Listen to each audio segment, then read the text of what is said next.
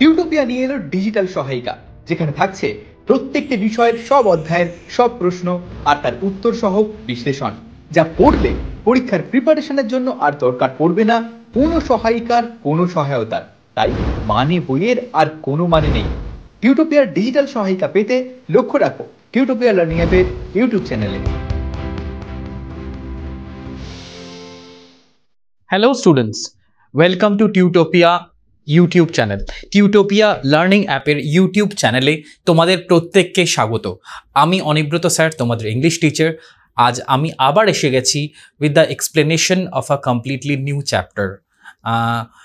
তোমাদের সামেটিভ পরীক্ষা আশা করি শেষ হয়ে গেছে এখন, তো পরবর্তী সামেটিভগুলোর জন্যে পুরো দমে আশা করি তোমরা প্রস্তুতি শুরু করে দিয়েছো। আর আজকের যে চ্যাপ্টারটা তোমাদের জন্য আমি নিয়ে এসেছি সেটা হচ্ছে তোমাদের পরবর্তী সামেটিভগুলোর মধ্যে এটা থার্ড সামেটিভ তোমাদের সাধারণত থাকে, এটা হচ্ছে হান্টিং স্নেক। এই চ্যাপ্টারটার অ্যাক্টিভিটি আমরা ডিসকাস করব। এই চ্যাপ্টারটার সঙ্গে রিলেটেড যত অ্যাক্টিভিটি তোমাদের বইতে রয়েছে এর বাইরে ইউজুয়ালি তোমাদের আর কিছু সেরকমভাবে আসার নেই, এবং এর সঙ্গে related MCQ, SAQ, true false এবং যা যা অ্যাক্টিভিটি বইতে আছে তোমাদের 1 মার্ক কোয়েশ্চেন, 2 মার্ক কোয়েশ্চেন্স, তার সাথে সাথে গ্রামার ইন ইউজ এবং অবশ্যই রাইটিং স্কিল, সব কিছু তোমরা এই ভিডিওর মধ্যে পেয়ে যাবে। আর একটা কথা তোমাদেরকে আমি প্রত্যেকটা ভিডিওতেই বলে দিই, আবারও বলছি যে আমি আশা রাখি যে তোমরা প্রত্যেকে এই চ্যাপ্টারটা অলরেডি বাড়িতে বা স্কুলে পড়ে ফেলেছো। যদি না পড়ে থাকো সেক্ষেত্রে কিন্তু অবশ্যই চ্যাপ্টারটা বাড়িতে ভালোভাবে পড়ে ফেলো, কেননা চ্যাপ্টারটা ভালোভাবে না পড়া থাকলে এই ভিডিওর উদ্দেশ্য কিন্তু ব্যর্থ হয়ে যাবে। এই ভিডিওটা তোমরা তখনই ভালোভাবে বুঝতে পারবে যখন তোমাদের চ্যাপ্টারটা ভালোভাবে পড়া থাকবে। যদি না পড়া থাকে সেক্ষেত্রে আমি তোমাদেরকে সাজেস্ট করতে পারি তোমরা আমাদের গুগল প্লে স্টোরে গিয়ে টিউটোপিয়া লার্নিং অ্যাপটা যত দ্রুত সম্ভব ডাউনলোড করে টিউটোপিয়া লাইভ ক্লাসে এই চ্যাপ্টারটা যে বোঝানো আছে সেই এক্সপ্লেনেশন তোমরা কিন্তু অবশ্যই অ্যাক্সেস করতে পারো, এবং তোমাদেরকে আমি সাজেস্ট করবো সেখান থেকেও তোমরা চ্যাপ্টারটা পড়ে নিয়ে তারপরে এই ভিডিওটাই দেখতে পারো। That will be better for all of you. Okay, তো এই উদ্দেশ্য নিয়ে আমি চ্যাপ্টারটা ডিসকাশন শুরু করছি। জাস্ট শুরু করার আগে আর একটা লাস্ট কথা বলার, সেটা হচ্ছে তোমাদের বোঝার সুবিধার্থে এই ভিডিওর শেষে দেখবে তোমরা একটা সুন্দর মতন একটা টাইম লাইন করা আছে। এই টাইম লাইনে আমরা চ্যাপ্টারটা বিভিন্ন পর্বে, এই কোয়েশ্চেন আনসারকে বিভিন্ন পর্বে ভাগ করেছি। এই পর্বভাগটা তোমাদের বুঝতে হেল্প করবে যে কি ধরনের প্রশ্ন আমরা চ্যাপ্টার থেকে আলোচনা করেছি। চলো এবারে আমরা চলে যাই অ্যাক্টিভিটি এবং অ্যাক্টিভিটি রিলেটেড সব রকম ডিসকাশনে। So let's start our discussion. Take a look at this. Hunting Snake, it's a poem definitely, and we are starting with exercise 1. As you all know that usually in your book all the activities usually start with MCQ.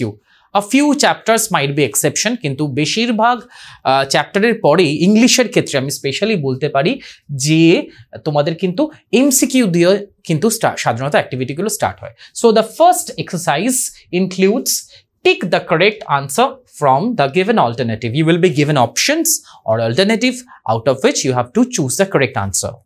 So take a look at that. Number 1 এ আছে তোমাদের the poet was sun-warmed under the gentlest sky of. কবি সূর্যের আলোর দ্বারা উষ্ণ হয়েছিলেন, সূর্যের রোদে, সূর্যের তাপে তিনি উষ্ণ হয়েছিলেন। sun-warmed under the gentlest sky of, সব থেকে সুন্দর, সব থেকে মৃদু আকাশের থেকে যে সূর্যালোক প্রতিফলিত হচ্ছে, নেমে আসছে, সেই সূর্যালোকে তিনি উষ্ণ হয়েছিলেন। জেন্টলেস্ট স্কাই অফ হুইচ সিজন, কিন্তু প্রশ্নটা কিন্তু সেটা না। প্রশ্নটা বলছে যে সিজনটা কি ছিল, হোয়াট ওয়াজ দ্য সিজন।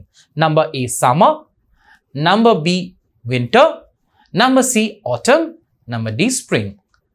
গ্রীষ্ম, শীত, শরৎ বা হেমন্ত যেটাই বোঝায়, ওদের দেশে আর্লি অটম বলতে শরৎ বোঝায়, লেট অটম বলতে সাধারণত হেমন্তকে বোঝায়। Number D spring. And according to the text, যেটা আমি সবসময় বলি, তোমরা যদি বই স্টাডি করো তাহলে কিন্তু এই এমসিকিউগুলো তোমাদের সলভ করতে খুব একটা সমস্যা হওয়ার কথা নয়। তাই বই পড়াটা কিন্তু is very very very important. So according to book, according to chapter, the correct answer for this should be number C, autumn. This is the correct answer. The poet was sun-warmed under the gentlest sky of autumn. The season was autumn, which has been depicted in the poem. Now, let's go to our question number 2. Question number 2 te bolche tomader, the color of the snake was number A, black, number B, gray, number C, green, number D, yellow. Definitely, all these options won't go with the question.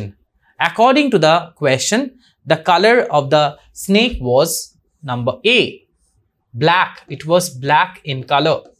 The snake was black in color. So, number 3. আচ্ছা, সাপটার রং আমরা জানতে পারলাম যে সাপটার রং ছিল কালো। এবারে question number 3টাও কিন্তু সাপের ডেসক্রিপশন সংক্রান্ত। এই সাপের ডেসক্রিপশনটা কিন্তু খুব ইম্পর্টেন্ট, তোমাদের প্রতিটা লাইন এই পোয়েমের কিন্তু ভালোভাবে পড়া থাকতে হবে, যে সাপের পুরো ডেসক্রিপশনটাই তোমাদের জানতে হবে কীরকম রঙের ছিল। দ্য কোয়েশ্চেন নাম্বার 3তে বলছে তার জিভ সংক্রান্ত question, tongue. The question is related to the tongue of the snake. The tongue of the snake was number A, still, একেবারে স্থির। Number B, flickering. ফ্লিকারিং মানে হচ্ছে সেটা ফর্ক, দুভাগে বিভক্ত। নাম্বার সি, ড্যাংলিং, হ্যাঁ এরকমভাবে ঝুলছিল, লাইক ডগস। নাম্বার সি একই, hanging. So according to the text, the correct answer, সাধারণত সাপের জিভ যেরকম হয়, number B is the correct answer. It was flickering, it was forked, it was divided into 2 parts, যেরকম সাপের জিভ সাধারণত থাকে, দুভাগে বিভক্ত, এদিক ওদিক চলে যায়। Flickering, flickering, or it's also called forked, F-O-R-K-E-D. Number 4, question number 4, the shape of the snake's scale was, আচ্ছা, সাপটির গায়ে যে স্কেল ছিল, স্কেল বলতে তার গায়ে যে আঁকি বুকি বা তার গায়ে যে সেটা কি ধরনের শেপের ছিল সাধারণত। নাম্বার এ বলছে এখানে হচ্ছে স্টার, নাম্বার বি হচ্ছে কাইট, নাম্বার সি হচ্ছে ডায়মন্ড, নাম্বার ডি হচ্ছে পিরামিড। তার গায়ের যে সাধারণত প্রকৃতি এদেরকে খুব সুন্দরভাবে সৃষ্টি করে, সেটা বাঘকে হোক সাপকে, এবং খুব সুন্দর সুন্দর দেখতে সাপ হয়। তো সাপের গায়ের যে ডেকোরেশন, সাপের গায়ের যে স্ট্রাইপস, সেটা কিরকম শেপের স্ট্রাইপস ছিল তার গায়ে? নক্ষত্রের মতো, কাইট মানে ঘুড়ির মতো, ডায়মন্ড মানে হীরের মতো, নাকি নাম্বার ডি পিরামিডের মতো? আমরা যদি চ্যাপ্টার পড়ি তাহলে বলা হয়েছে যে এখানে diamond scale. The snake had diamond scale and this is the correct answer. The snake had a diamond scale. Okay, so this is the correct answer. Number 5, according to the poet, the intent of the snake was, কবির বক্তব্য অনুযায়ী সাপটির লক্ষ্য কি ছিল? সাপটির মূল লক্ষ্য কি ছিল? তার অভিসন্ধি, ইন্টেনশন বা অভিসন্ধি কি ছিল? Number A, malicious. ম্যালিশিয়াস মানে হচ্ছে দুষ্ট বা হার্মফুল, ক্ষতিকারক। গ্রিডি মানে লোভী।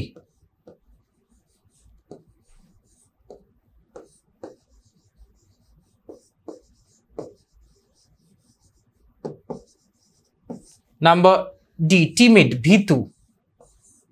সাপটি কি ধরনের? অ্যাকচুয়ালি স্বভাবের কথা জানতে চাইছে। ফিয়ার্স মানে হচ্ছে ক্রুয়েল বা নিষ্ঠুর।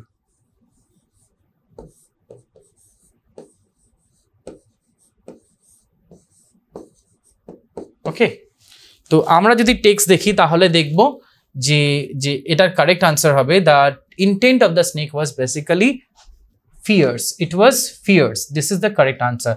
Number D is the correct answer. It was fierce. The snake had fierce but cruel intention. Number 6, the snake finally disappeared into the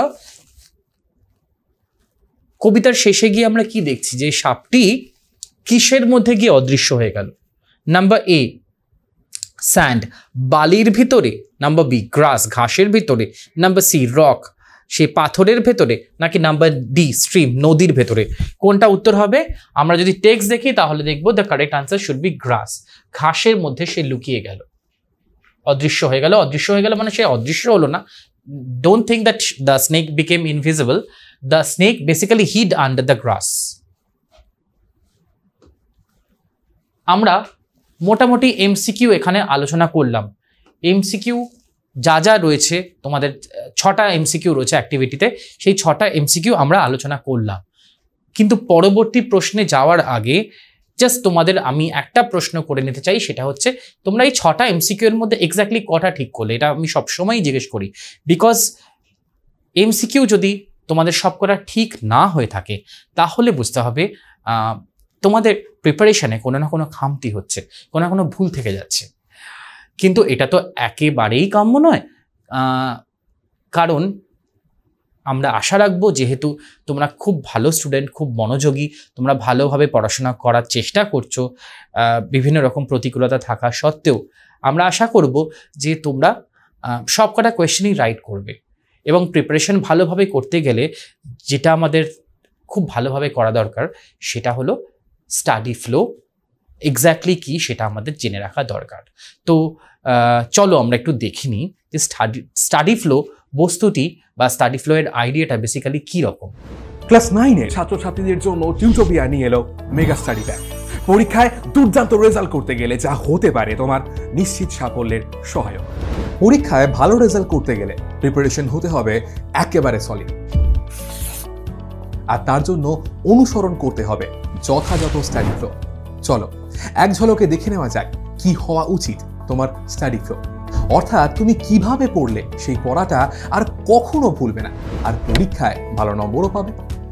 পড়ার ক্ষেত্রে প্রথমে দরকার কনসেপ্ট, অর্থাৎ বিষয় সম্পর্কে স্বচ্ছ ধারণা।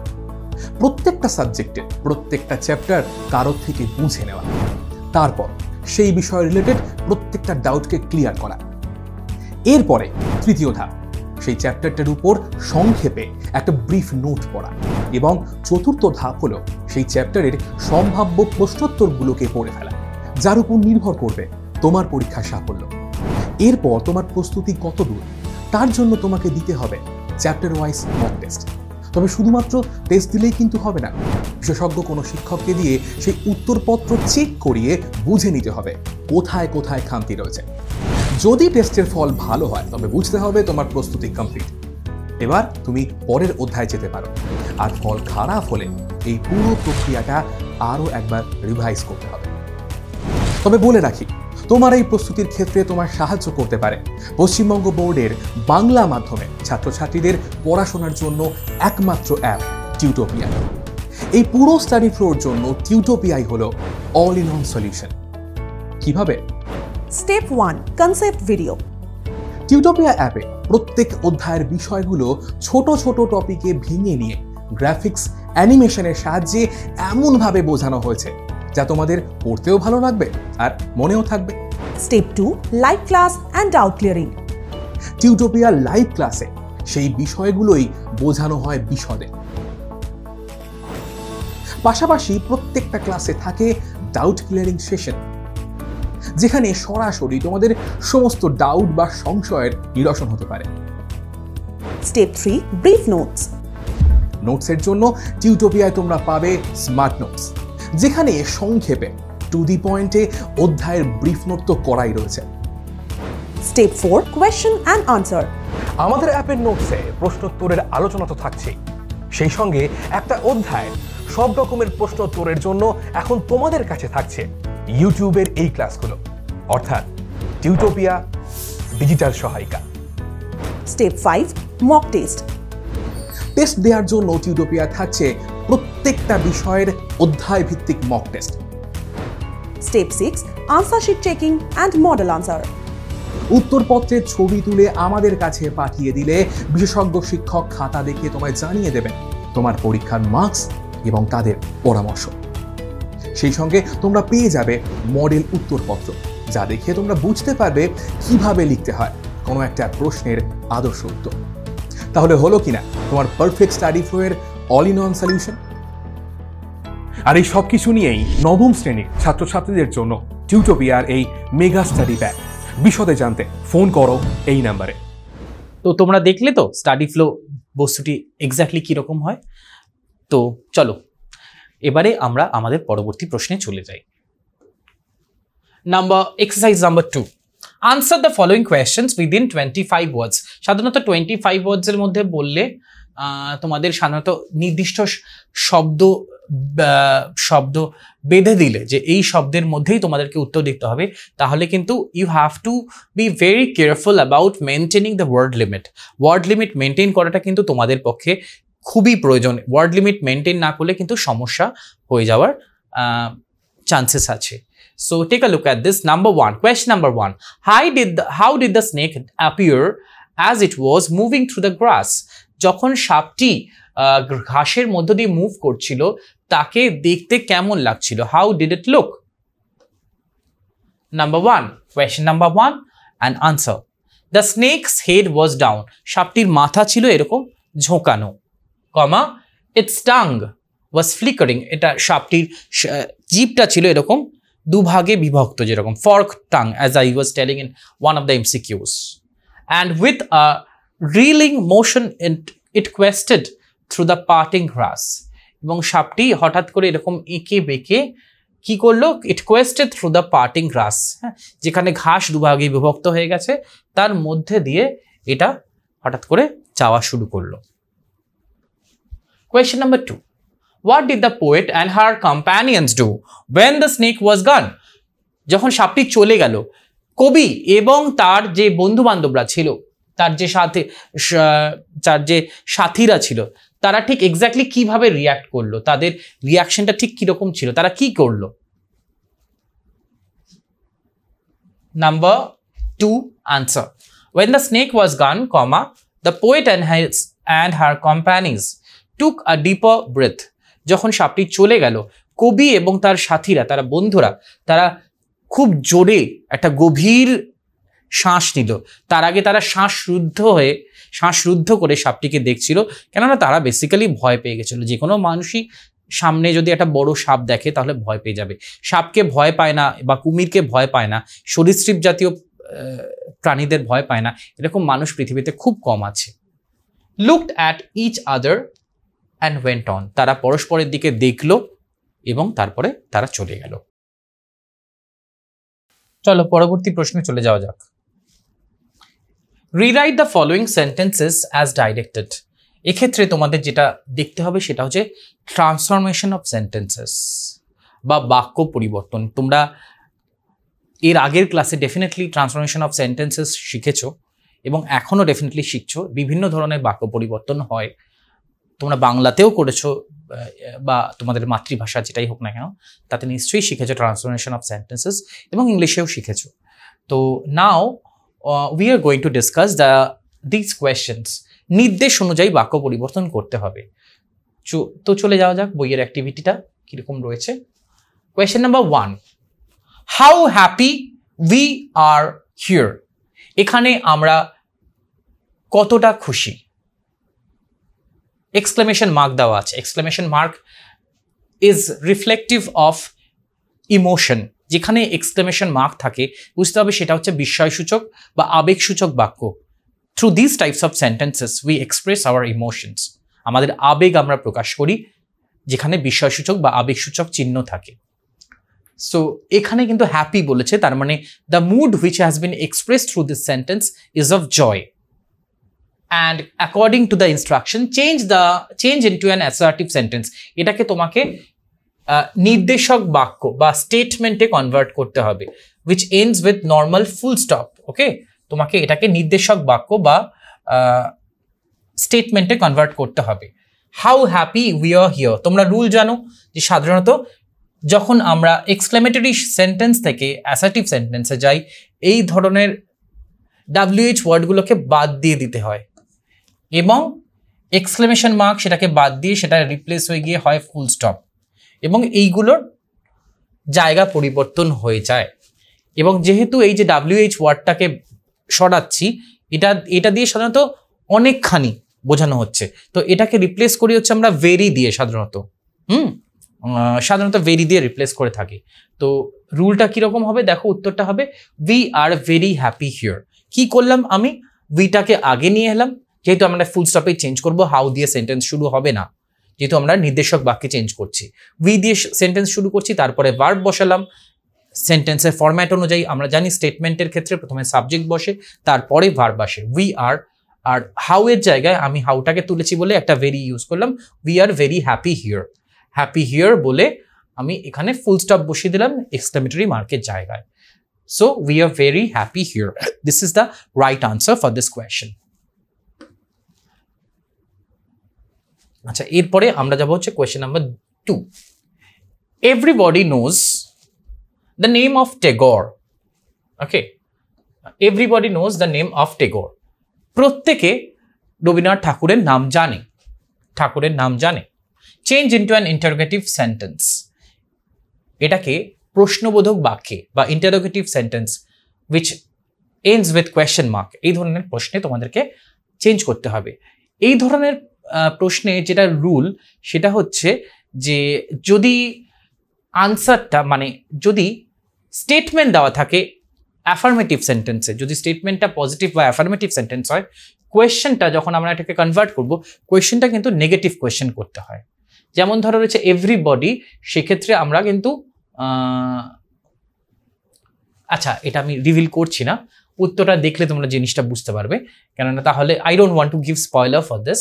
So everybody knows the name of Tagore. তো সেক্ষেত্রে আমরা চেঞ্জ করে যখন চেঞ্জ করব, প্রশ্নটা কিন্তু নেগেটিভ প্রশ্ন হওয়ার চান্সেস বেশি।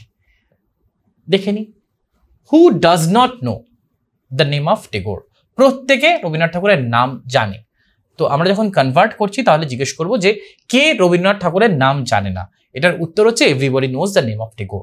So this is the way we convert from a statement to an interrogative sentence. কোয়েশ্চেনটা যদি থাকে অ্যাফার্মেটিভে, আমরা চেঞ্জ করি হচ্ছে কোয়েশ্চেনটা করি হচ্ছে নেগেটিভে, স্টেটমেন্টটা যদি থাকে আমাদের অ্যাফার্মেটিভে, আমরা চেঞ্জ করার সময় নেগেটিভ ইন্টারোগেটিভ কোয়েশ্চেন করি, অ্যান্ড দ্য ভাইসি ভার্সা। যদি আনসারটা দেওয়া থাকে নেগেটিভে, তাহলে কোয়েশ্চেনটা কিন্তু অ্যাফার্মেটিভ কোয়েশ্চেন করতে হয় বা পজিটিভ কোয়েশ্চেন করতে হবে। যখন এখানে নট দিয়ে একটা নেগেটিভ কোয়েশ্চেন আমি করেছি, কিন্তু এমনভাবে চেঞ্জটা করতে হবে যাতে বাক্যের মূল যে ভাবটা, মূল যে মিনিংটা, সেটা যেন পরিবর্তন না হয়। Next, number 3, the painting is very beautiful. এটাকে আবার এক্সক্লেমেটরি সেন্টেন্সে আমাদেরকে পরিবর্তন করতে বলেছে। We have to change this to an exclamatory sentence, that is a sentence which expresses emotion. The painting is very beautiful, তার মানে আমরা চেঞ্জ করে দিতে পারি এটা এরকম, how beautiful the painting is. যদি হাউ দিয়ে শুরু করি, ভেরিটাকে যদি হাউ দিয়ে রিপ্লেস করি, আগেরটা যেটা দেখলাম, ভেরিটাকে হাউ দিয়ে রিপ্লেস করব, তারপরে চলে আসবে হচ্ছে অ্যাডজেক্টিভটা হাউ বিউটিফুল, তারপরে চলে আসবে সাবজেক্ট দ্য পেন্টিং, তারপরে হচ্ছে লাস্টে ভার্ব। তার মানে ফরম্যাটটা কি হলো, প্রথমে হচ্ছে একটা তোমাদেরকে WH ওয়ার্ড ইউজ করতে হবে, তারপরে অ্যাডজেক্টিভ, তারপরে subject, then verb, and then exclamatory mark. So the correct answer is how beautiful the painting is. This is what I was talking about. So just you can see here যে এই যে আমরা প্রথমে কি করছি, ভেরিটাকে বাদ দিয়ে দিয়েছি, we have skipped it, in place of it we have written a WH word, that is how, then we have mentioned the adjective, তারপরে অ্যাডজেক্টিভটা চলে এসেছে বিউটিফুল, তারপরে আমরা সাবজেক্টটাকে লিখেছি দ্য পেইন্টিং, লাস্টে গিয়ে ভার্বটা আমরা লিখেছি, এবং অবশ্যই যেটা এক্সক্লেমেটরি সেন্টেন্সে চেঞ্জ করতে বলেছে তাই আমি এক্সক্লেমেশন মার্ক দিয়েছি, how beautiful the painting is. So this is the format we have to maintain while changing from a statement to an exclamatory sentence. Let's take a look at the next question. আচ্ছা, এখানে উত্তরটা মোটামুটি তোমাদের দেওয়াই আছে। Can we ever forget childhood days? Change into an assertive sentence. ওকে, এটাকে তোমাকে assertive সেন্টেন্সে চেঞ্জ করতে হবে। Can we ever forget can we ever forget childhood days? Can we ever forget childhood days? আমরা কি কখনো শৈশবের দিনগুলো ভুলতে পারি? উত্তরে কনভার্ট করতে হলে এটাকে কিন্তু আমাদের নেগেটিভ উত্তর দিতে হবে। We can never forget যেহেতু অ্যাফার্মেটিভ কোয়েশ্চেন করেছেন নেগেটিভ আনসার দিতে হবে। উই ক্যান নেভার ফরগেট, আমরা দেখো এভারের জায়গায় নেভার ইউজ করলাম। We can never forget our childhood days, can we ever forget, আচ্ছা এখানে একটা আওয়ার অ্যাড হবে, ঠিক আছে। এক্সারসাইজ নাম্বার 4 কি রয়েছে, rewrite the following sentences as directed, আবার একই প্রশ্ন কিন্তু একটু অন্য ধরনের। নির্দেশ দেওয়া থাকবে, তোমাদেরকে ডাইরেকশন দেওয়া থাকবে, you will be given the direction for changing the sentence and you have to follow the instruction accordingly and you have to make the changes. তো চলো দেখে নেওয়া যাক। Question number 1, we are proud of our heritage, আমরা আমাদের ঐতিহ্য নিয়ে অত্যন্ত গর্বিত। Use the noun form of proud, proud মানে হচ্ছে গর্বিত, এটা নাউন ফর্ম আমরা অবশ্যই জানি প্রাইড, গর্বিত এবং গর্ব হচ্ছে প্রাইড, তার মানে প্রাইড শব্দটা এখানে ব্যবহার করতে হবে। সো চেঞ্জ করলে এটা উত্তর কি হবে, উত্তর হবে we take pride in our heritage, আমরা আমাদের ঐতিহ্যের প্রতি গর্ববোধ করি, ঠিক আছে। Next, we should have sympathy for the poor, দরিদ্রদের প্রতি আমাদের সহানুভূতি থাকা প্রয়োজন। সহানুভূতি হচ্ছে সিম্প্যাথি। কোয়েশ্চেন অনুযায়ী, according to the question, you have to use the adjective form of sympathy. সিম্প্যাথির অ্যাডজেক্টিভ ফর্ম তোমাদেরকে ইউজ করতে হবে। সিম্প্যাথির অ্যাডজেক্টিভ ফর্ম আমরা জানি সেটা হচ্ছে সিম্প্যাথেটিক, দ্যাট ইজ সহানুভূতিশীল। সহানুভূতিশীল ইংলিশ হচ্ছে sympathetic. So you have to use the word sympathetic in any part of this question. So what should be the answer for this? Take a look at the answer. We should be sympathetic towards the poor. দরিদ্রদের প্রতি আমাদের সহানুভূতিশীল হওয়া উচিত। দরিদ্রদের প্রতি আমাদের সহানুভূতিশীল হওয়া উচিত। I have used the term sympathetic. Next, number 3. His success was due to his labor. তার সাফল্য এসেছে তার পরিশ্রমের কারণে। তার পরিশ্রমের কারণে তিনি সাফল্য পেয়েছেন। So use the verb form of labour. লেবারের ভার্ব ফর্ম, লেবার মানে হচ্ছে পরিশ্রম, ডেফিনেটলি আমরা জানি। তো এটার ভার্ব ফর্ম কি হতে পারে? Please keep thinking, I will show you the answer for this. He laboured, লেবারের ভার্ব ফর্মও আমরা জানি লেবার, কিন্তু যেহেতু এটা পাস্ট টেন্স ছিল তাই আমি একটা ইডি ব্যবহার করেছি। I have used ED with the word labour. He laboured to gain success. সাফল্য পাওয়ার জন্যে সে পরিশ্রম করেছিল।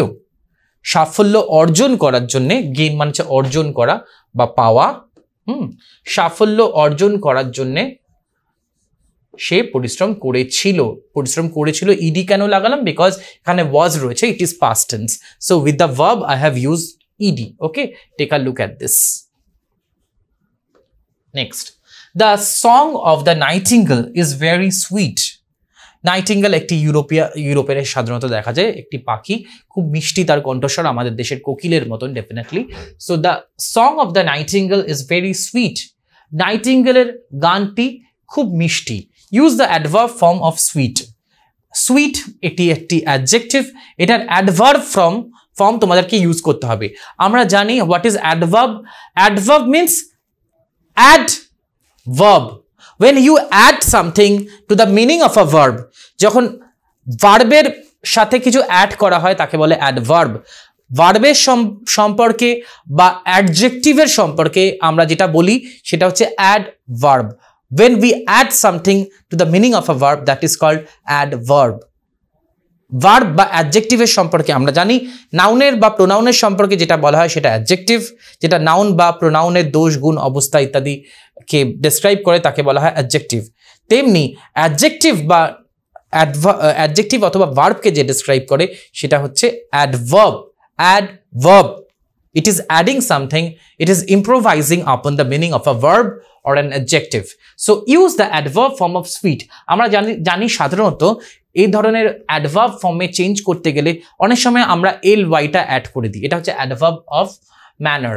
কি ধরনের গান? মিষ্টি ধরনের গান। So this is adverb of manner. তো এখানে ly-টা তোমাদেরকে অ্যাড করতে হবে। So the answer should B The nightingale sings very sweetly. The nightingale, I am writing the answer over here. The nightingale sings very sweetly.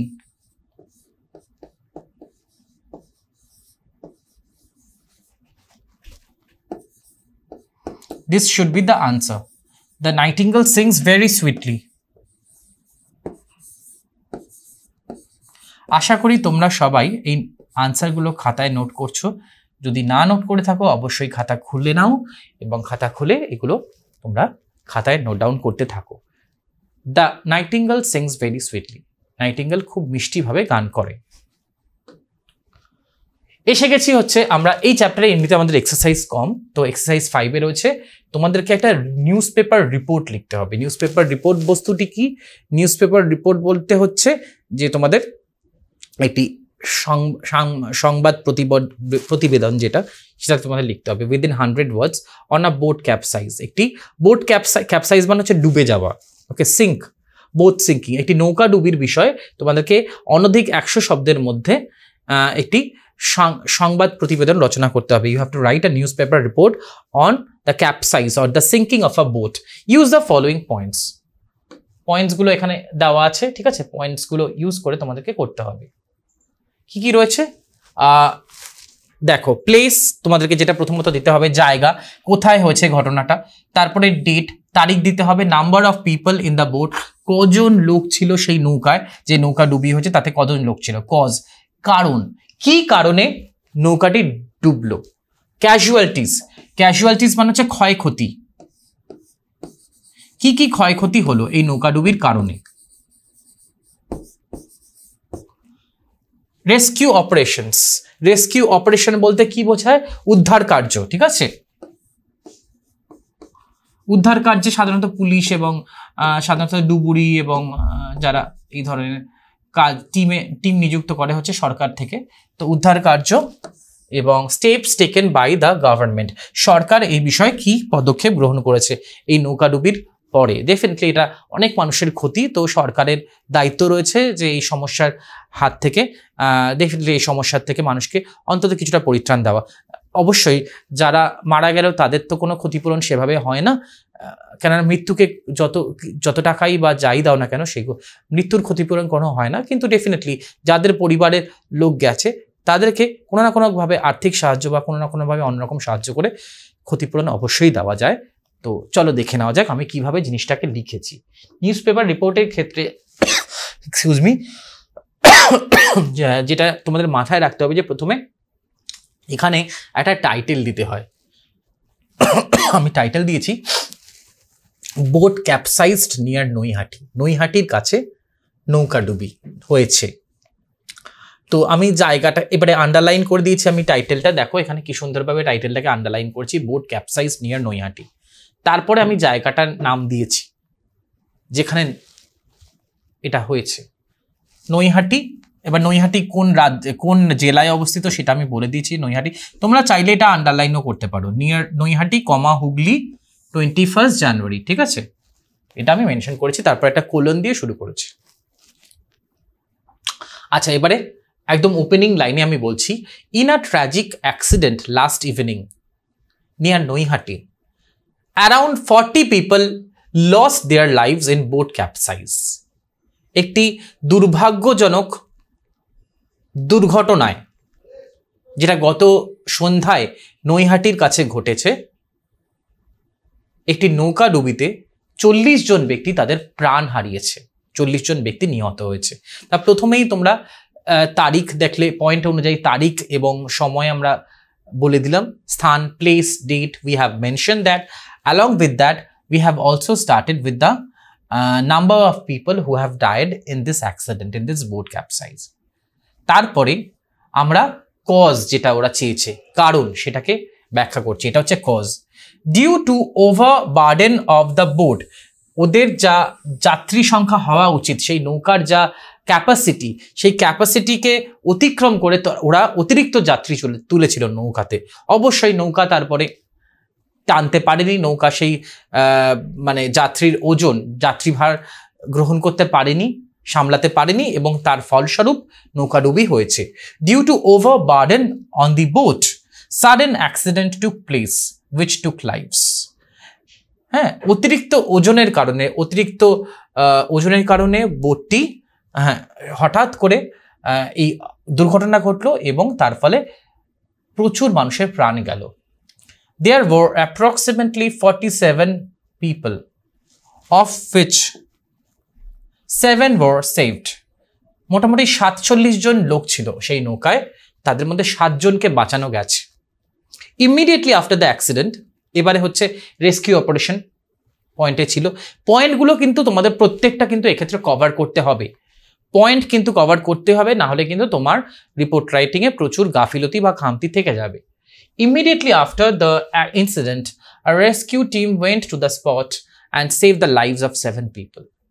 এই ঘটনার পরেই একটি উদ্ধার কার্যের কারণে একটি দল সেই স্থানে গিয়ে পৌঁছালো যেখানে দুর্ঘটনা ঘটেছে। দুর্ঘটনাস্থলে তারা গিয়ে পৌঁছালো এবং তারা তাদের উদ্ধার কার্য শুরু করলো। And save the lives of 7 people, এবং সেই যে 7 জন ব্যক্তি বেঁচে গেছে তাদের জীবন তারা বাঁচালো।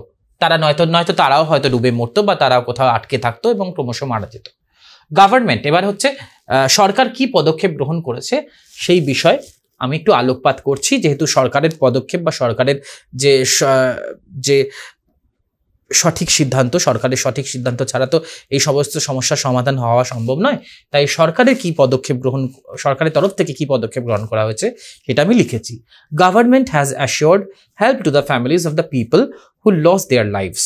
সরকার আশ্বাস দিয়েছেন সেই সব মানুষদের পরিবারকে যারা তাদের প্রাণ হারিয়েছেন। যেসব মানুষরা তাদের পরিবারের সদস্যদের হারিয়েছেন তাদের পরিবারকে সরকারের তরফ থেকে যথেষ্ট আশ্বাস দেওয়া হয়েছে এবং তাদেরকে সাহায্যের হাত তাদের প্রতি বাড়ানো হয়েছে। And also to the victims, এবং যারা মারা গেছে অবশ্যই যারা মারা গেছে তাদের পরিবারকেও বিভিন্ন রকম সাহায্যের আশ্বাস সরকারের তরফ থেকে দেওয়া হয়েছে এবং সরকার এইভাবে সদর্থক বা সঠিক পদক্ষেপ গ্রহণ করেছে। এইবারে তোমাদের একটা জিনিস আছে, নতুন জিনিস, যেটা তোমাদের এক্সারসাইজ 6-এ, সেটা হচ্ছে সামারি রাইটিং। সামারি রাইটিং শব্দটার অর্থ হচ্ছে তোমাদেরকে সারসংক্ষেপ, যেটা তোমরা বাংলায় করেছো, সারসংক্ষেপ তোমাদেরকে লিখতে হবে। Write a summary of the following passage within 100 ওয়ার্ডস। 100 শব্দের মধ্যে পরবর্তী প্যাসেজটা তোমাদেরকে সামারি লিখতে হবে, হ্যাঁ, বা সারসংক্ষেপ ছোট করতে হবে, সোজা কথা। একটু প্যাসেজটা আমরা পড়ে নিই। Where and how should children learn values? কোথায় এবং কিভাবে বাচ্চারা বিভিন্ন মূল্যবোধ শিখতে পারে বা শেখে। We know that they need to learn them. আমরা জানি বাচ্চাদের মূল্যবোধ শেখা উচিত, মূল্যবোধ শেখা প্রয়োজন। Because values form the beliefs and attitudes that will determine how they live their lives and function in society. এর কারণ হলো values form the beliefs and attitudes. এই মূল্যবোধ তাদের মধ্যে বিশ্বাস এবং তাদের দৃষ্টিভঙ্গি গড়ে তোলে, যেটা পরবর্তীকালে নির্ধারণ করে যারা তাদের জীবন কিভাবে যাপন করবে এবং সমাজে তারা কিভাবে ঘোরাফেরা করবে, চলাফেরা করবে। তাদের সামাজিক দৃষ্টিভঙ্গি, তাদের বিশ্বাস, তাদের নৈতিক বিশ্বাস, তাদের নৈতিক জীবনযাপন সবকিছুই কিন্তু এই ধরনের মূল্যবোধের দ্বারা প্রভাবিত এবং নির্ধারিত হয়। To function effectively in society, children need to be taught how to be honest. সমাজে সঠিকভাবে চলাফেরা করতে গেলে, সমাজে যদি তুমি সঠিকভাবে বাঁচতে চাও, সফলভাবে বাঁচতে চাও মাথা উঁচু করে, তাহলে সেক্ষেত্রে বাচ্চাদের ছোটবেলা থেকেই একটা জিনিস শেখানো প্রয়োজন, হাউ টু বি অনেস্ট, কিভাবে সৎ জীবনযাপন করতে হয়। সৎ, অনেস্ট মানে সৎ, কাইন্ড মানে হচ্ছে, এই ওয়ার্ডগুলো কিন্তু আন্ডারলাইন করবে পড়তে পড়তে, যে এইগুলো হচ্ছে কি ওয়ার্ড, এইগুলো কিন্তু আনসারে তোমাদের থাকবে। যে ভ্যালু পুরো প্যাসেজটাই তার মানে আমাদের ভ্যালুর ওপরে, হ্যাঁ, এইগুলো হচ্ছে কি word. How to be honest, kind, courteous, ভদ্র, শিষ্টাচারে পরিপূর্ণ, অ্যান্ড কনসিডারেট, এবং সব বিষয়ে তারা অত্যন্ত অনুগত এবং তার সব বিষয়ে তারা একটু ভাবনা চিন্তা করে সমস্ত কিছু করে। আচ্ছা, এবারে any society that does not teach children this values would soon fall apart. যে সমাজে বাচ্চাদের এই ধরনের মূল্যবোধ শেখানো হয় না, সেই সমাজের পতন অনিবার্যতা ভেঙে পড়ে। Similarly, one would expect a nation to be made up of citizens who know how to respect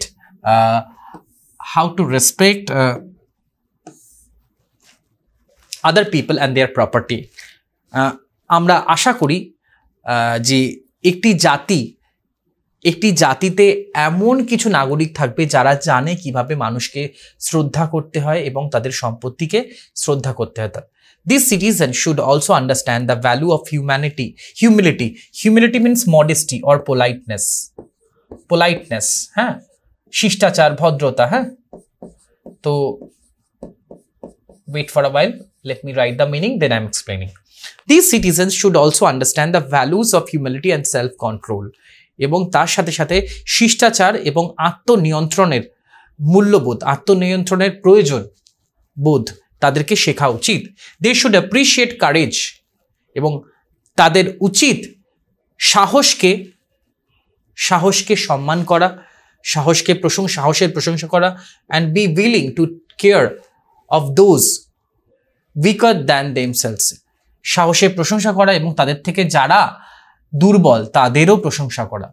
any nation who citizens do not practise this values, যে কোনো জাতি যাদের নাগরিকরা এই ধরনের মূল্যবোধগুলো প্র্যাকটিস করে না, মূল্যবোধগুলোর চর্চা করে না, would soon become a nation not worth living in.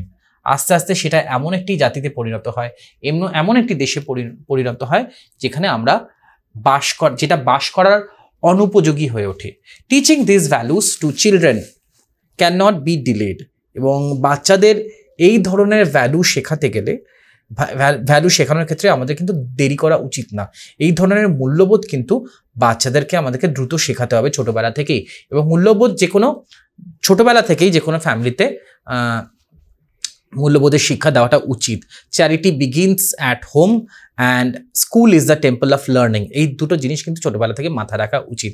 Charity begins at home, যে কোনো ভালো এবং অবশ্যই খারাপ কোয়ালিটিও বাচ্চারা ছোটবেলাতে বাড়ি থেকেই শেখে, এবং এই মূল্যবোধের শিক্ষা প্রাথমিকভাবে কিন্তু বাড়ির থেকেই দেওয়া উচিত।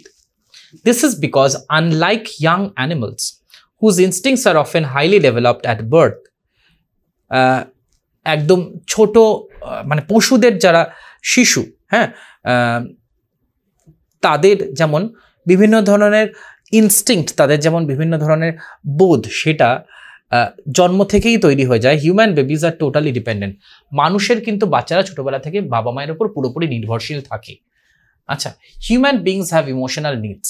মানুষের কিন্তু আবেগী চাহিদা রয়েছে, তারা কিন্তু অনেক ইমোশনাল। ডিজায়ার্স, তাদের আকাঙ্ক্ষা রয়েছে। এই জিনিসগুলো কিন্তু খুব ইম্পর্টেন্ট কিওয়ার্ডস, দেখো, ডিজায়ার্স, থট, তাদের ভাবনা চিন্তা রয়েছে, অ্যান্ড ফিলিংস, অনুভূতি রয়েছে, হুইচ ডিটারমাইন অ্যাকশন। এই সব কিছুর দ্বারা তাদের কার্য নিয়ন্ত্রিত হয়। This is precisely why they must learn values. এবং এই কারণেই কিন্তু, যেহেতু মানুষের এই জিনিসগুলো রয়েছে যেগুলো পশুর নেই, এই কারণেই মানুষের কিন্তু মূল্যবোধ শেখা প্রয়োজন। Not just survival skills as do animals. এবং পশুদের ক্ষেত্রে কিন্তু তারা শুধু বাঁচতে হয় কিভাবে, সমাজে কিভাবে লড়াই করে বাঁচতে হয় পশু সমাজে, তারা কিন্তু সেটাই শেখে। মানুষের ক্ষেত্রে কিন্তু এই ভ্যালুগুলো শেখা প্রয়োজন। সেই জন্য মূল্যবোধের শিক্ষা মানুষের অনেক ছোটবেলা থেকে দেওয়া উচিত। This values will help control the natural responses that result from satisfying purely selfish needs and desires. এই ভ্যালুগুলো কিন্তু তাদের ন্যাচারাল রেসপন্সেসগুলো, তাদের যে স্বাভাবিক যে রেসপন্স, সেগুলো কিন্তু কন্ট্রোল করতে সেগুলো কন্ট্রোল করতে হেল্প করবে। That result from satisfying purely selfish needs and desires. শুধুমাত্র স্বার্থান্বেষী চাহিদা এবং আকাঙ্ক্ষা পূরণ করতে গেলে যা প্রয়োজন সেটাই মানুষ পূরণ করবে তা তো নয়। তার সাথে সাথে নিঃস্বার্থ হওয়ার শিক্ষা এবং যত কম ডিজায়ার। আমাদের গৌতম বুদ্ধ বলেছিলেন যে desire is the root of all heartache. আকাঙ্ক্ষা বা প্রত্যাশা হলো সব ধরনের সমস্যার মূল। তাই আকাঙ্ক্ষা বা প্রত্যাশা যত জীবনে কম রাখবে তত ভালো থাকতে পারবে। তো এই জিনিসগুলো কন্ট্রোল করতে গেলে কিন্তু মোটামুটি মূল্যবোধের শিক্ষা ছোটবেলা থেকে বাচ্চাদের দেওয়া প্রয়োজন। তো অনেক কিছু এখানে বলা হয়েছে, চলো আমরা দেখি আমি সামারিতে কি বলেছি। আমি যেহেতু এই প্যাসেজটা পুরো ভ্যালুর ওপরে, তা আমি ভ্যালু দিয়েই প্যাসেজটা শুরু করেছি। সামারিটা, যেটা সাধারণত সামারি সাধারণত 3 ভাগের 1 ভাগ বা হাফ ইয়েতে লেখা হয়, তাদের লেন্থটা সাধারণত হয়। কি লিখেছি দেখো, values play a key role not just in individuals life but also for the overall society. মূল্যবোধ শুধুমাত্র একজন ব্যক্তির ক্ষেত্রে নয়, একটি ব্যক্তি জীবনে নয়, বরঞ্চ সম্পূর্ণ সমাজের ক্ষেত্রেই একটা বিশেষ ভূমিকা পালন করে। গুড ভ্যালুজ লাইক অনেস্ট, এগুলো আমি আন্ডারলাইন করেছিলাম, তোমাদের মনে আছে হয়তো পড়তে, যেহেতু এগুলো কিওয়ার্ড, যেগুলো কিন্তু সামারি ক্ষেত্রে রাখতেই হবে। Good values like honesty, kindness and courtesy shape not only the individuals personality but also it has great impact on the society. যেহেতু এই প্যাসেজটা পুরোপুরি শুধুমাত্র ব্যক্তি সাধারণ বা নির্দিষ্ট ব্যক্তির আচরণের ক্ষেত্রে কি করা উচিত সেটা বলা হয়নি, এখানে পুরো সমাজ, পুরো জাতি, পুরো দেশের কথা বলা হয়েছে। যে যদি নির্দিষ্ট ব্যক্তি নিজের আচরণ কন্ট্রোলে রাখে, তাহলে গোটা সমাজটাই কিন্তু আস্তে আস্তে সঠিক আচরণ করতে শুরু করবে। তাই আমার সেকেন্ড সেন্টেন্সে আমি ফোকাস করেছি কি বলে, যে ভালো মূল্যবোধ, ভালো কোয়ালিটির মধ্যে যেমন সততা, অনেস্টি, কাইন্ডনেস, দয়া অ্যান্ড কার্টেসি, এবং তার সঙ্গে সঙ্গে ভদ্রতা, শিষ্টাচার, এগুলো শুধুমাত্র একজন নির্দিষ্ট ব্যক্তির ব্যক্তিত্বকেই নিয়ন্ত্রণ করে না, তার সাথে সাথে সমাজের উপরেও কিন্তু এর একটা বিশাল ভূমিকা থাকে। Children learn this values and adopt them. বাচ্চারা এই বোধগুলিকে, এই মূল্যবোধগুলিকে, এই কোয়ালিটিগুলোকে ছোটবেলাতেই শেখে এবং আস্তে আস্তে সেগুলোকে তারা নিজস্ব আচরণে পরিণত করে এবং তারা সেগুলো নিজেদের মধ্যে ইমবাইব করে, নিজেদের মধ্যে নিয়ে নেয়, আয়ত্ত করে। হিউম্যান বিংস হ্যাভ ফিলিংস, এটা আমি কিন্তু আন্ডারলাইন করেছিলাম। মানুষের মধ্যে ফিলিংস রয়েছে, অনুভূতি আছে, ইমোশনস, আবেগ রয়েছে, ইমোশনাল নিডস যাকে আমি বলি, থটস এবং চিন্তাভাবনা, উইচ ডিফাইন দেম। মানুষ কিসের দ্বারা সাধারণত ডিফাইন্ড হয়? সাধারণত তাদের যেহেতু আবেগ থাকে, তাদের চিন্তাভাবনা থাকে, ঠিক আছে। দিজ লিড টু অ্যাকশনস, এবং এগুলি আস্তে আস্তে তার কার্যে পরিণত হয়। তার চিন্তাভাবনা, তার আবেগ, সব কিছুর দ্বারা, তার অনুভূতির দ্বারা তার কার্য নিয়ন্ত্রিত হয়। We should learn this skills which will make us a better person. এই সমস্ত কিছু আমাদের শেখা উচিত, যাতে করে আমরা আরও ভালো মানুষ, আরও ব্যক্তি হিসেবে আরও ভালো হয়ে উঠতে পারি। অ্যান্ড সিটিজেন টু, শুধু ব্যক্তি হিসেবে নয়, নাগরিক হিসেবেও যেন আমরা অত্যন্ত দায়িত্বশীল এবং ভালো হয়ে উঠতে পারি। This values help us control hour emotions and feelings. এই কোয়ালিটিগুলো আমাদেরকে নিজেদের আবেগ এবং অনুভূতি নিয়ন্ত্রণ করার ক্ষেত্রে যথেষ্ট সাহায্য করে। তো তোমরা দেখেছো যে কিভাবে সামারিটায় আমি শুধু কি পয়েন্টসগুলো হাইলাইট করে জিনিসটাকে ছোট করলাম, ঠিক আছে। সামারি রাইটিং তোমাদের মাধ্যমিকে রয়েছে অনেক, তবে এটা আসার চান্সেস ডেফিনেটলি কম, আমি এটা বলেই দিচ্ছি, কিন্তু তাও তোমরা প্র্যাকটিস করে যেও, কেননা সাবধানের মার নেই, হয়তো কোনো বছর দিয়ে দিল, সাধারণত দেয় না সামারি রাইটিং, কিন্তু তাও আমি তোমাদেরকে সাজেস্ট করবো যে 1-2 সামারি অবশ্যই মাধ্যমিকের জন্য প্র্যাকটিস করে যেও, ঠিক আছে। তো মোটামুটি আজকের ক্লাস আমরা এখানেই শেষ করছি। এই চ্যাপ্টার সংক্রান্ত যত ধরনের প্রশ্ন, অ্যাক্টিভিটি আমরা কিন্তু এই ভিডিওতে ভালোভাবে ডিসকাস করলাম। আবারও বলে দিচ্ছি, যদি তোমরা এই চ্যাপ্টারটা ভালোভাবে আগে পড়ে না থাকো, তাহলে কিন্তু আমাদের লার্নিং অ্যাপে গিয়ে, যেখানে চ্যাপ্টারটা স্যারেরা ভালো করে বুঝিয়েছেন, সেটা দেখে বা বাড়িতে চ্যাপ্টারটা পড়ে নিয়ে তারপরেই এই ভিডিও দেখো, নইলে কিন্তু এই ভিডিওটির যে মূল উদ্দেশ্য সেটা সার্থক হবে না এবং তোমাদের প্রস্তুতিতেও কিছু না কিছু খামতি থেকে যাবে। তো আমি জানি তোমরা ভালোভাবে পড়বে এবং ভালো করে ভিডিওটা দেখে পুরো চ্যাপ্টারটা নিজেদের আয়ত্তের মধ্যে এনে ফেলবে। তো আজকের মতন আমরা এখানেই শেষ করছি। তোমরা সবাই ভালো থাকো। পরবর্তী দিনে আবার কোনো নতুন চ্যাপ্টারের নতুন আলোচনা নিয়ে, নতুন ভিডিও নিয়ে আমরা তোমাদের সামনে হাজির হব। ভালো থেকো, টেক কেয়ার।